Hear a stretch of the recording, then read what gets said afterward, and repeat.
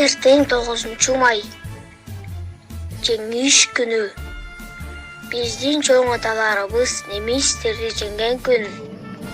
Чоң аталар, мен сиздердин этикти көзүм менен көрбөсөм да, согуш кинолордон жана эжем айтып берген тарыхтан улам элем. Бизге ушундай жыргал турмушту тартуулаган каармандыгыңар үчүн таазим этем.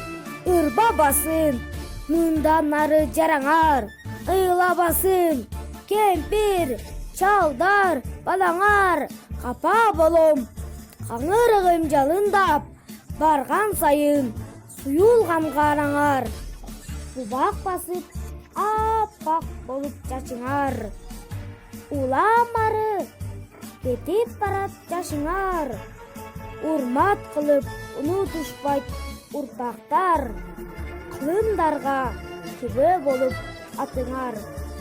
Бүгүнкү 9 май улуу жеңиш күнү, ар бирибиз үчүн ыйык күн.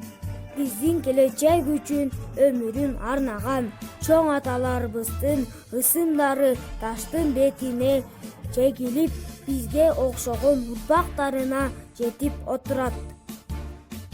Ал эми атамдын айтуусу боюнча менин чоң атам Балтабаев Кырбашта согушка барган экен.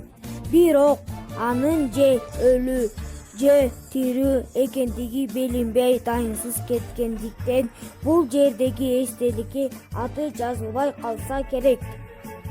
Мен убада берем.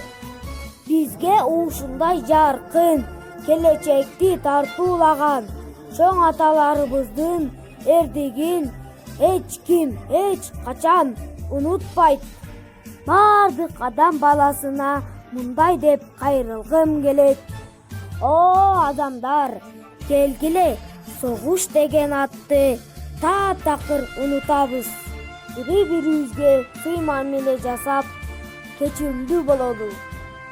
Ошондо гана дүйнөдө тынчтык орнойт. Ар дайым тынчтык болсун.